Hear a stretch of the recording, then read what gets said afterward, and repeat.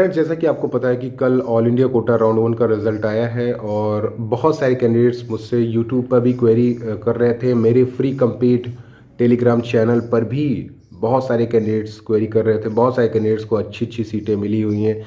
मैंने सबका डिटेल्स कल शेयर किया हुआ था यूट्यूब पर भी और टेलीग्राम पर भी। तो आप में से बहुत सारे कैंडिडेट्स की बहुत सारी क्वेरीज है। कुछ कह रहे थे कि जो रिज़ल्ट आया है वो पुल डाउन कर दिया गया है, तो क्या उसकी वजह से कुछ प्रभाव पड़ेगा। कुछ कैंडिडेट्स कह रहे थे कि कट ऑफ थोड़ा कम गया है, क्यों। कुछ कैंडिडेट्स ये कह रहे थे कि राउंड टू में या फर्दर राउंड में हम कितने स्कोर तक सेफ महसूस कर सकते हैं। हालांकि इसका जवाब मैंने पहले भी दे दिया है।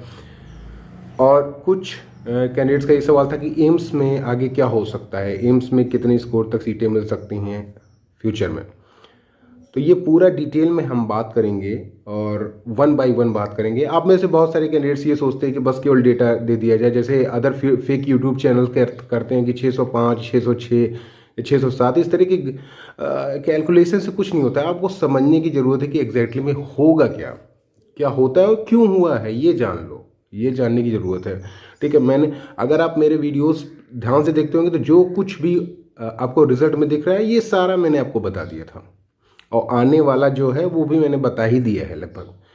क्या हो सकता है आने वाले टाइम में राउंड टू में, ये हम बात करेंगे, या फिर फर्दर राउंड में क्या हो सकता है, कहाँ तक आपको सीटें मिल सकते हैं। बहुत सारे कैंडिडेट्स हैं ये मुझसे पूछ रहे थे। तो वीडियो को पूरा लास्ट तक देखिएगा तो समझ में आएगा। नहीं देखेंगे तो फिर से आप जाएंगे किसी और चैनल पे, भैया यहाँ पे 605 बता रहा है, मेरा सिलेक्शन हो जाएगा। चलो, ऐसा नहीं।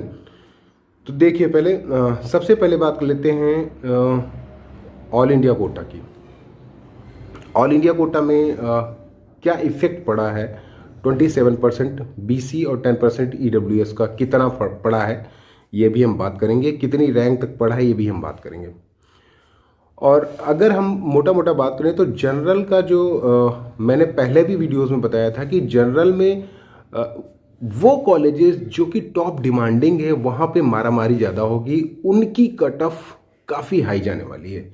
ओवरऑल कट ऑफ तो आपका डाउन चला जाएगा, लेकिन जो टॉप डिमांडिंग, अगर आप पिछले साल के राउंड वन से इस साल का राउंड वन कंपेयर करेंगे तो आपको वो सीटें नहीं मिल रही हैं जो पिछले साल राउंड वन में मिल रही थी। हालांकि इस बार सीटें इंक्रीज हुई हैं, फिर भी जो टॉप कॉलेजेस हैं उनकी सीटें बहुत सारे बच्चों को नहीं मिली हैं। उसका कारण यही है कि जनरल की सीटें कम हो गई थी। मैंने एक एग्जांपल्स के थ्रू भी आपको बताया था कि बहुत ज़्यादा मारामारी होगी हाई स्कोरिंग कैंडिडेट्स के बीच में, क्योंकि जनरल की सीटें जस्ट हाफ हो गई हैं। ये तो रहा क्यों बहुत सारे कैंडिडेट्स हैं जो पिछले साल से कंपेयर करते हैं कि पिछले साल 3000 पे ये वाला कॉलेज मिल गया था, इस बार तो मिल ही जाएगा 4000 पे, शायद उनको उस पर भी नहीं मिला है। हालांकि मिल जाना चाहिए था, लेकिन मिला इसलिए नहीं क्योंकि जनरल सीटें कम हो गई हैं। अब बात कर लेते हैं कि जनरल का क्या स्कोर गया था। तो अगर हम बात करें रैंक 14,337 611 ये स्कोर गया है राउंड वन का। 16,137 607 ये ईडब्ल्यूएस का। 15,452 608 ये ओबीसी का। एससी का 80,000, मैंने भी पहले बोला था 80,000 to 90,000 जा सकता है, तो 505। ठीक है। एसटी का 1,03,575 479। ये है राउंड वन का कैलकुलेशन। अब राउंड टू में बात कर लेते हैं। राउंड टू में ये मान के चलिए कि जैसा कि यहाँ आप देख रहे होंगे जो इफेक्ट हुआ है वो लगभग 2000 ऑल इंडिया रैंक का ईडब्ल्यूएस और जनरल के बीच में हुआ है, और 1000 ऑल इंडिया रैंक का जनरल और ओबीसी के बीच में हुआ है, लगभग अप्रॉक्स। तो इतना फ़ायदा इस बार हुआ है, और क्योंकि सीटें भी इंक्लूड हुई हैं इस बार, इसलिए ये कट ऑफ आपका ड्रॉप हुआ है। और कट ऑफ ड्रॉप होने का कारण मैंने जैसे बताया ना कि नॉर्थ ईस्ट और तमिलनाडु के नए कॉलेजेस कोई प्रेफर नहीं करेगा। क्यों प्रेफर करेगा जब उसको 610 और 611 या 608 में अपने स्टेट का अच्छा कॉलेज मिल जाएगा, तो फिर वो तमिलनाडु में नए कॉलेज में क्यों जाएगा। तो अभी भी ये सारे कॉलेजेस छूटने वाले हैं, मीन्स 60 to 70% सीटें वैकेंट हो जाएंगी। इसमें से डीम्ड यूनिवर्सिटी को मिला के 70 से ऊपर सीटें वैकेंट हो जाएंगी। ठीक है। तो इसकी वजह से आने वाले टाइम में कट ऑफ और ड्रॉप होगा। राउंड टू या फिर फर्दर राउंड में फाइनली बताता हूँ। अगर आप फाइनली कोशिश कर रहे हैं तो जनरल के कैंडिडेट्स लगभग 18 से 20 हज़ार रैंक तक आप राउंड 4 की काउंसलिंग में अपीयर हो सकते हैं। मैं ये नहीं कहता हूँ कि 20 हज़ार को सीटें मिल जाएंगी, लेकिन वहाँ तक आपको, क्योंकि राउंड 4 तक आपका कट ऑफ काफ़ी ड्रॉप होगा, क्योंकि राउंड 4 तक वही कैंडिडेट्स पहुँच पाएंगे, क्योंकि इसमें से बहुत सारे कैंडिडेट्स अभी स्टेट को भाग जाएंगे। बहुत सारे कैंडिडेट्स स्टेट का जहाँ राउंड का रिजल्ट आया, तो यहाँ जो असम, तेलंगाना, आंध्र प्रदेश, नॉर्थ ईस्ट, या फिर यूपी के नए कॉलेजेस, या फिर राजस्थान के नए कॉलेजेस, ये सारे कैंडिडेट्स अपने स्टेट में भाग जाएंगे, तो यहाँ की सीटें छोड़ देंगे, मैक्सिमम सीटें यहाँ पे वैकेंट हो जाएंगी।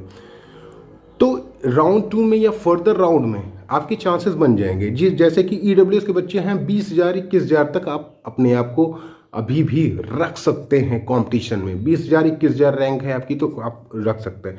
जनरल की भी 18 से 20 हज़ार, 19 से 20 हज़ार रैंक है, तो आप वहाँ पे राउंड 4 की काउंसलिंग तक जाइए, कोई प्रॉब्लम नहीं है। आपको सीटें भी मिल सकती हैं, क्योंकि राउंड 4 तक वही जाएगा जिसको कहीं सीटें नहीं मिलेंगी, और कहीं सीटें नहीं मिलेंगी तो उस क्राइटेरिया में बहुत सारे बच्चे छट जाएंगे जो राउंड 4 तक जा ही नहीं पाएंगे। तो इसलिए ये रैंक आपकी राउंड 4 तक काफ़ी ज़्यादा हो सकती है। ये समझने की ज़रूरत है कि कैसे कैसे हो रहा है, क्योंकि राउंड 2 के बाद तो बहुत सारे बच्चे मीन्स लगभग प्लेस्ड हो जाएंगे अपनी जगह पे। उसके बाद मॉपअप और हिस्ट्री में फिर लो रैंक वाले जाएंगे, ठीक है। तो इसलिए मैं कह रहा हूँ कि 18 से 20 हज़ार रैंक है, या 20 से 21 हज़ार 22 हज़ार रैंक है, तो आप अभी भी कोशिश रखिए, जारी रखिए कि आपका हो सकता है, ठीक है। जैसा कि मैंने पहले भी बताया था कि 90,000 एससी कैंडिडेट्स या फिर 1 लाख से ऊपर कैंडिडेट्स रैंक पे आपको सीटें एसटी के कैंडिडेट्स को मिल सकती हैं। अब ये जान लीजिए, एससी के जो बच्चे हैं अभी उनको मिली हुई है 80,000 पे। ये मान के चलिए कि लगभग 90,000 या 1 लाख तक आप राउंड 4 तक जा सकते हैं। और एसटी के कैंडिडेट्स भी 1,20,000, 1,25,000, 30,000, 1,30,000 के करीब वो राउंड 4 तक जा सकते हैं, नो इशू। तो मैंने ये जो डेटा आया है ये ऑलरेडी आपको बता रखा है, पहले ही बता रखा है। तो ये रहा AIQ का हिसाब। एम्स का बात कर लेते हैं। एम्स में अगर देखा जाए तो 640 जनरल का गया है, EWS का 635, OBC का 633, SC का 554 और ST का 525। अब एम्स में जो कट ऑफ जाएगा वो हर अभी मान के चलिए कि एम्स में सभी एम्स में सीटें वैकेंट होंगी राउंड 2 में। राउंड 2 क्या, राउंड 3 मीन्स स्ट्रे और मॉपअप तक आपको अच्छे अच्छे इंस्टीट्यूट की सीटें मिलेंगी, बशर्ते ये कि यहाँ पे उन्हें सीटें मिलेंगी जो कि कहीं पे सीटें नहीं ले पाएंगे। राउंड 4 तक जो जाता है उसको लो स्कोर पे सीटें मिल जाएंगी। तो जनरल का ये मान के चलिए कि राउंड 2 में अगर हम बात करें तो 630 से 635 के करीब आ सकता है, या इससे भी नीचे आ सकता है, ठीक है। इसी तरह से EWS का 625 से 630, OBC का भी 625 से 630, SC का भी लगभग अगर हम बात करें तो 535 540 के करीब आ सकता है, और ST का भी 500 प्लस हो सकता है, 500 प्लस। और ये आंकड़ा अगर आप देखेंगे तो काफ़ी कम हो सकता है मॉपअप और स्ट्रे तक, ठीक है। और ये मान के चलिए कि कोई भी एम्स अगर आपको मिला है अभी, जो कैंडिडेट्स सोच रहे थे कि हमको अच्छा एम्स मिलेगा, अच्छा एम्स इसलिए नहीं मिला क्योंकि कंपटीशन ज़्यादा है। अच्छा एम्स आपको राउंड 2 या फिर फर्दर अगर आप रिस्क लेते हैं राउंड 3 या राउंड 4 तक तो आपको मिल सकता है, लेकिन हर एम्स में सीटें वैकेंट होंगी और आपके चांसेस होगी कि आप अपने ऊपर वाले एम्स को भी ले सकते हैं, ठीक है, based on your merit, based on your score. तो अभी भी सीटें आएंगी, और ऐसा नहीं है, राउंड 2 में भी सीटें आएंगी, मॉपअप में भी आएंगी, स्ट्रे में भी आएंगी। तो ये मैंने बताया आपको कि कहाँ तक सेफ महसूस कर सकते हैं। तो अभी होपलेस होने की ज़रूरत नहीं है। बहुत सारे कैंडिडेट्स जो होपलेस हो गए, मेरे टेलीग्राम चैनल पे भी बहुत सारे कैंडिडेट, सर मेरा तो ख़त्म हो गया सब कुछ, ये हो गया वो हो गया, अब तो मेरा कुछ हो नहीं सकता है, MBBS होगा नहीं, BDS कहीं से ले लेते हैं, BBSC कहीं से लेते। मैं कहता हूँ यार थोड़ा सा कूल लो, थोड़ा सा टेंशन लेने की ज़रूरत नहीं है, फोकस करो काउंसलिंग पे, कैसे सीटें ले सकता है, रादर देन कि क्या करना है क्या नहीं करना है, फर्जी की बातें भाई। तो अब जो फाइनली है कि क्या हो सकता है, तो देखिए अभी भी आप मान के चलिए कि आपको सीटें मिलेंगी, ठीक है। और मैंने आपको बता दिया 18 से 20 हज़ार तक के बच्चे अभी अभी अपने आप को कंट्रोल में रखें, उनको सीटें मिलेंगी मिलेंगी, ठीक है। तो आप काउंसलिंग में पार्टिसिपेट करिए। अगर आपको स्टेट से उम्मीद नहीं है कि स्टेट में बिल्कुल नहीं मिलेंगी तो राउंड 4 तक जाइए, ठीक है। और होपफुल होके जाइए, होपलेस होके न जाइए कि सीटें नहीं मिलेंगी। होपफुल होके जाइए, क्योंकि बहुत सारी सीटें राउंड 4 तक वैकेंट होने वाली हैं एमसीसी की काउंसलिंग में। इसी तरह से एम्स, जो बच्चे उम्मीद कर रहे हैं हमको अच्छा एम्स मिल जाए, वो राउंड 2 तक कोशिश कर सकते हैं, जो अच्छे एम्स की बात कर रहे हैं, ठीक है। जिनका गोल ही एम्स है वो राउंड 4 तक जा सकते हैं, ठीक है। रिस्क लेके कम से कम मॉपअप तक तो जा ही सकते हैं, ठीक है। तो ये आपको देखना होगा। और अभी भी रैंक काफ़ी नीचे जाएगी, ये मान के चलिए। और मैंने पहले भी आपसे बोला कि 18 से 20 हज़ार तक जा सकता है, उसमें कोई डाउट नहीं है, क्योंकि राउंड 4 तक फिर मैक्सिमम कैंडिडेट छड़े आएंगे, मैक्सिमम कैंडिडेट्स एलिजिबल भी नहीं रहेंगे, तो इसकी वजह से ये कट ऑफ काफ़ी ड्रॉप हो सकता है। तो अगर आप उम्मीद रखे हुए कि हमको सीटें मिलेंगी तो बिल्कुल मिलेंगी। और ये पॉइंट ध्यान में रखिएगा, कॉन्फिडेंट रहिए। और कोई क्वेरी हो तो मुझसे ज़रूर पूछ लीजिएगा, मैं आपको कोशिश करूँगा। कुछ कैंडिडेट्स कहते हैं कि 14,000 से 14,500 से लेके 18,000 20,000 कैसे हो सकता है, क्योंकि अब इसमें से बहुत सारे कैंडिडेट्स अपने स्टेट में सीटें लेंगे इस रैंक पे, क्योंकि वो बेटर अपने स्टेट को प्रेफर करेंगे। और बहुत सारे कैंडिडेट्स को इसमें भी केवल काउंसलिंग के पार्ट कर लेते हैं कि चलो काउंसलिंग देख लेते हैं क्या होता है, उनको नॉर्थ ईस्ट या फिर आसाम के कॉलेजेस अलॉट हो गए, वो उसको छोड़ देंगे, मैंने जैसे पहले भी बताया।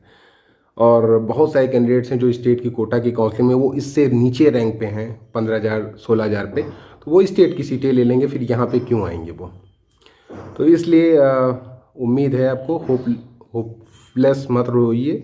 और मेरा वीडियो का मकसद ये नहीं होता है कि मैं केवल आपको फर्जी डेटा बताऊँ, ये जैसा कि बहुत सारे यूट्यूबर्स करते हैं, वो नहीं करता हूँ मैं।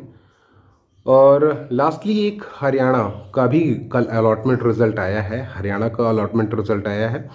हरियाणा में भी जनरल का 617, ईडब्ल्यूएस का 609, बीसीबी का 604, बीसीए का 578, एससी का 521 और एससी डिप्राइव का 441। तो बहुत सारे कैंडिडेट्स कह रहे थे कि सर कट ऑफ तो काफ़ी कम, काफ़ी ज़्यादा गया है, तो क्या हो सकता है। तो इसमें से मैक्सिमम कैंडिडेट्स, बहुत सारे कैंडिडेट्स ऐसे हैं जो कि सीटें लेके छोड़ने वाले हैं राउंड 1 में, ठीक है। राउंड 2 या मॉपअप तक आपको इसमें 8-10 मार्क्स का डिफरेंस दिख सकता है, जहाँ तक मुझे लगता है, depend upon category two category, क्योंकि मैक्सिमम कैंडिडेट्स यहाँ पे ये काउंसलिंग साथ में हुई है, इसकी वजह से मैक्सिमम कैंडिडेट्स हैं जो हरियाणा में भी हैं और ऑल इंडिया कोटा में भी हैं, तो वो हरियाणा को छोड़ के ऑल इंडिया कोटा में जाएंगे अगर उनको उनके पसंद की सीटें मिलेंगी, क्योंकि हरियाणा में बॉन्ड है। तो ये कट ऑफ मॉपअप तक काफ़ी ड्रॉप होगा, तो घबराने की ज़रूरत नहीं है, अभी भी आपको सीटें कम स्कोर पे मिल जाएंगी।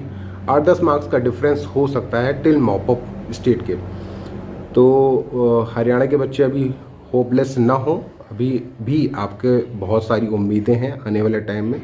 तो जिनका सिलेक्शन नहीं हुआ है, ठीक है, वो अभी उम्मीद रखें, उनको सिलेक्शन स्टेट में सीटें मिल सकती हैं, क्योंकि बहुत सारे कैंडिडेट, जैसे कि मैंने कहा कि ऑल इंडिया कोटा की सीटों को प्रेफर करेंगे। इवन मेरे टेलीग्राम 1-to-1 में हरियाणा के कम से कम 10 बच्चे ऐसे होंगे जो कि ये सीटें छोड़ने वाले हैं, क्योंकि कुछ का डीयू कोटा के थ्रू हो गया है, कुछ का ऑल इंडिया कोटा के थ्रू हो गया है, कुछ का एम्स में हो गया है, कुछ का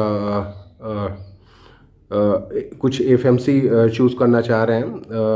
बहुत सारे दो कैंडिडेट्स हैं जो एफएमसी चूज़ करना चाह रहे हैं, तो इसमें से अभी अच्छा खासा अमाउंट निकलेगा बच्चों का ऑल इंडिया को स्टेट कोटा से, तो आपको सीटें मिल जाएंगी। तो ये मोटा मोटा बात रही। और एम्स में भी अभी जो बच्चे अच्छे एम्स को डिज़र्व कर रहे थे, जिनको एम्स जम्मू मिला है या फिर एम्स रायपुर मिला है, वो नागपुर या फिर और एम्स चाहते थे या फिर जो भी चाहते थे, वो भी वेट कर सकते हैं राउंड 2 तक। आगे की सलाह मैं नहीं दूंगा, क्योंकि राउंड 2 तक मेनली आप वेट कर सकते हैं। और जहाँ तक रिज़ल्ट की बात है, रिज़ल्ट में ज़्यादा कुछ परिवर्तन नहीं होने वाला है, जहाँ तक मुझे लगता है। ये केवल कि इसकी वजह से रिज़ल्ट बहुत जल्द आजकल में फिर से आपको डाला जा सकता है, उससे कोई फ़र्क नहीं पड़ने वाला है जहाँ तक मुझे लगता है। तो मोस्टली जिन कैंडिडेट का सिलेक्शन हो गया है, आप अलॉटमेंट लेटर जब आएगा तो आप इंस्टीट्यूट को रिपोर्ट करिए। रिपोर्ट करना ज़रूरी है अगर आप ऑल इंडिया कोटा की काउंसलिंग को कंटिन्यू करना चाहते हैं। अगर नहीं करना चाहते हैं, स्टेट में जाना चाहते हैं, तो फ्री एग्जिट कर दीजिए, या फिर आपको बहुत ही घटिया कॉलेज मिला है तो आप फ्री एग्जिट करके ऑल इंडिया कोटा में अच्छे कॉलेजेस को प्रेफर कर सकते हैं। तो ये आप पे डिपेंड करता है। ये सारी चीज़ें आप ध्यान में रख के ही आगे मूव करिए, क्योंकि बहुत ज़्यादा ज़रूरी चीज़ें हैं। और जैसा कि मैंने बताया पहले भी कि कट ऑफ आपका ड्रॉप ही होगा, और ड्रॉप हुआ ही। और एसटी के बहुत सारे बच्चे हैं जो 1,20,000 या इसके इर्द गिर्द हैं, वो मुझसे पूछ रहे थे कि क्या सिलेक्शन हो जाएगा ऑल इंडिया कोटा में, क्योंकि स्टेट में उनके चांसेस नहीं। तो ये ऑल इंडिया कोटा में अभी भी आपके राउंड 4 तक काफ़ी कम जा सकता है।